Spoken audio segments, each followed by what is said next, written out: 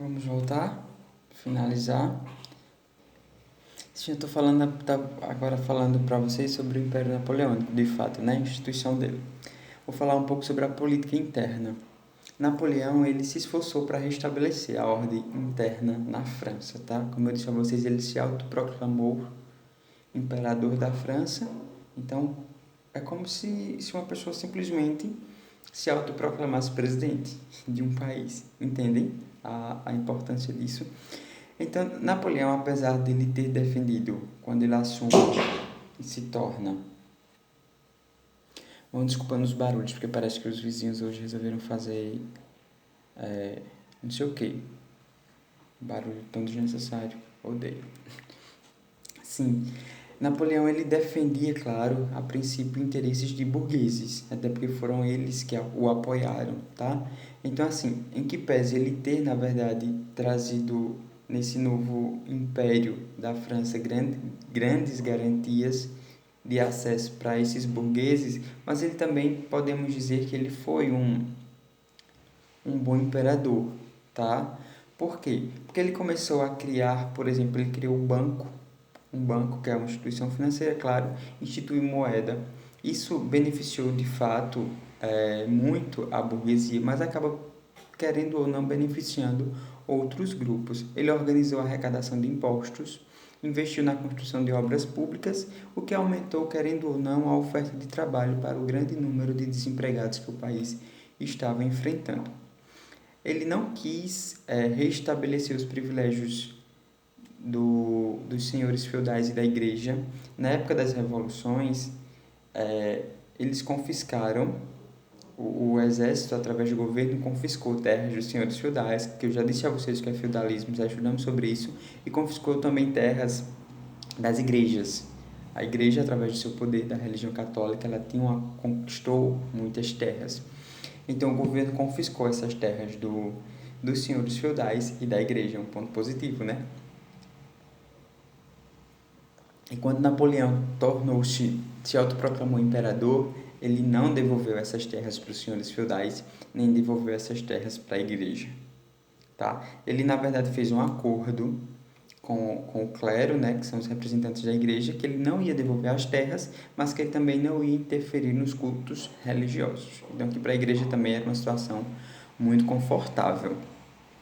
Ele instituiu, na verdade, o ensino público controlado pelo Estado, porque durante muito tempo a questão do ensino era uma atribuição, vamos dizer assim, da igreja, tá? A igreja católica.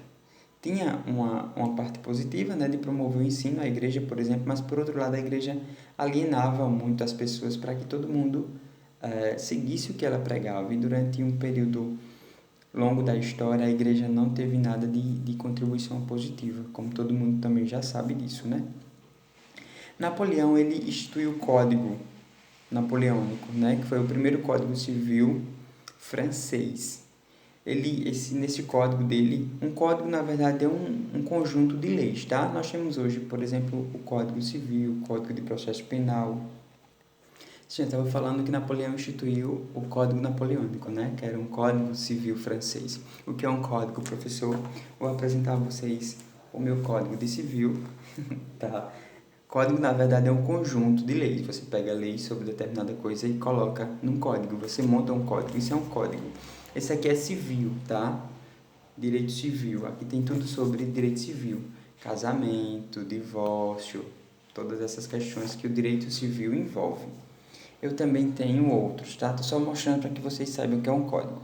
Esse aqui é o Código de Processo Penal, tá? Aqui vai dizer como vai acontecer todos os trâmites processuais de quem comete alguma infração penal, algum crime, por exemplo. Então, o código, na verdade, é um conjunto de leis. É lógico que naquela época de Napoleão ainda não era tão organizado como hoje, tá, gente? Mas partia desse pressuposto, certo? Nesse código, Napoleão, ele trouxe o direito à propriedade privada, que também era um benefício para a burguesia. Ele proibiu, só que veja que ele beneficiou muito a burguesia. Ele proibiu, na verdade, ele garantiu empregos, mas, por outro lado, ele proibiu a organização de sindicatos. O que é um sindicato? É uma instituição não governamental, porque ela não governa, para garantir direitos. Pronto, os servidores públicos têm um sindicato, os professores têm um sindicato, tá? Que é um conjunto de, de pessoas que se elegem por representatividade para lutar por direitos dos seus servidores. Ele não permitiu que houvesse organização de sindicatos, nem permitiu também o direito de greve. Por quê? Porque o direito de greve ia afetar muito a burguesia. Perdão. E é claro que a burguesia não iria ficar contente com isso. Ele também manteve a condição de inferioridade da mulher perante o marido nos contratos de divórcio e de casamento. Certo? Durante muito tempo, minha gente, houve grande cerceamento de direito. Assim, as mulheres não tinham direito a voto, como vocês bem sabem. As mulheres não podiam escolher as profissões, não podiam trabalhar, as mulheres não podiam casar com quem elas quisessem. Quando elas casavam, era por arranjos dos pais e elas eram totalmente submissas em todos os sentidos, tá? Elas tinham que fazer o que o marido realmente queria. Uma mulher, se ela fosse viajar, ela precisava que o marido autorizasse, pegasse um documento e autorizasse que ela viajasse. Então a mulher ficava totalmente, era uma figura totalmente presa à figura masculina. É por isso que hoje nós ainda temos muitos caras, muitos homens que têm essa postura, né? Ridículo, na verdade, porque nós já temos hoje uma igualdade de direito e não é isso, de forma alguma. A mulher não é inferior ao homem, nem o contrário. Todos somos sujeitos de direitos e esses direitos devem ser preservados e garantidos. Eu e minhas voadas, né? Vamos voltar aqui. Pronto. Voltando à política, essas características que eu dei foi a política interna de Napoleão, tá? O que ele fez dentro da França. Agora eu vou falar um pouquinho sobre o que ele fez fora da França.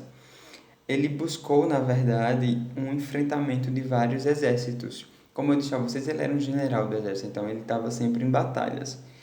Ele tentou conquistar vários países através das batalhas. Ele conseguiu vencer o exército da Áustria, né, os austríacos e também os prussianos, mas ele não conseguiu derrotar a Inglaterra. E isso para ele foi terrível, porque ele queria muito vencer os ingleses. O principal objetivo, na verdade, dele era a Inglaterra, mas ele não conseguiu, tá? O exército de Napoleão não consegue vencer a Inglaterra na política externa, ou seja, fora da França. Então, o que ele fez? Como ele não conseguiu vencer através da batalha, né, através das lutas, ele faz uma forma de prejudicar a Inglaterra através do bloqueio continental. O que foi o bloqueio continental? Vamos para cá, já estamos finalizando. O bloqueio continental e suas consequências. Em 1806, Napoleão decretou o bloqueio continental. O que era isso? Ele proibia qualquer tipo de comércio entre os estados europeus e a Inglaterra. O objetivo de Napoleão, na verdade, era enfraquecer o comércio britânico e inglês, desestabilizando sua economia, obrigando a Inglaterra a se render à França. Os resultados dessa política, no entanto, não foram o que o imperador esperava. A Inglaterra dominava os mares e sua frota acabou bloqueando o continente europeu, impedindo a ligação das metrópoles europeias com suas colônias. Os britânicos souberam compensar suas perdas no comércio continental, abrindo lucrativos mercados para os seus produtos, principalmente nas Américas espanholas e burguesa. Essa prática de bloqueio continental, quando você, na verdade, quer bloquear vendas, esse comércio exterior, ele acontece muito, tá? Os países, até hoje em dia, eles firmam acordos de importação, de exportação. Pronto.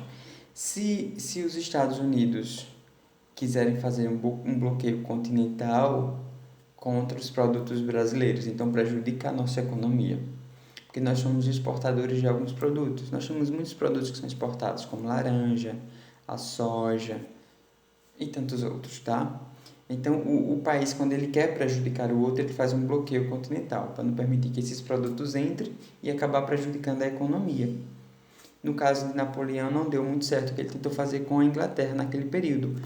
Tudo bem, ele conseguiu fazer o bloqueio continental, mas como a Inglaterra já era um país em desenvolvimento, ela conseguiu sair dessa situação criando novas rotas de comércio através da sua rota pelos mares, tá? Vou só falar agora para finalizar sobre a queda do Império Napoleônico, certo, gente? Para exercer maior controle sobre os países dominados, Napoleão nomeou vários de seus parentes para o governo, o que não é uma novidade dentro de um governo, né? Por exemplo, seu irmão José Bonaparte governou a Espanha. Essas imposições aumentaram a insatisfação das elites políticas desses países, que alinharam para combater os avanços franceses.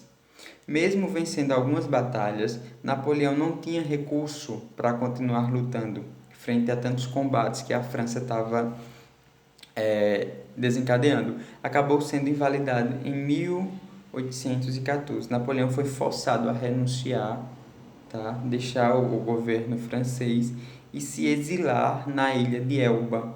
Ou seja, ele teve como se fosse uma pena para ele, né? Se exilar e ficar lá, não poder sair daquele lugar. É como nós estamos meio exilados, né? Dentro das nossas residências. Então ele teve que se exilar na ilha de Elba, no Mediterrâneo.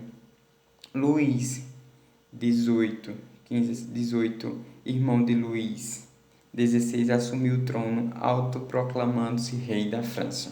Veja que reviravolta, né? A França luta para sair daquele período de monarquia que estava sendo governada pelo rei Luís XVI.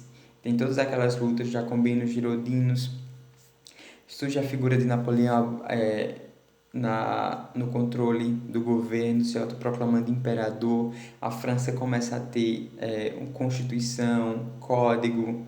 E aí, por conta dessa questão de Napoleão acabou nomeando muitos dos seus parentes para outros governos, gerou revolta. E essas revoltas fez com que o Império de Napoleão fracassasse. Então, ele fracassando, o que acontece? A monarquia volta e se instaura novamente através do irmão de Luís XVI, agora Luís XVIII, autoproclamando-se rei da França. Que novela, né? A história da França é maravilhosa, uma verdadeira novela. Estudem com muito carinho. Eu vou querer que vocês me respondam até amanhã, tá? Comecem hoje e amanhã vocês finalizam, porque a atividade é grande. A atividade da página 16 e 17. São 6 questões, certo? Respondam essas questões e me mandem pelo privado as fotos, tá? Um abraço. Veja como é gostoso esse assunto. É muito bom de estudar.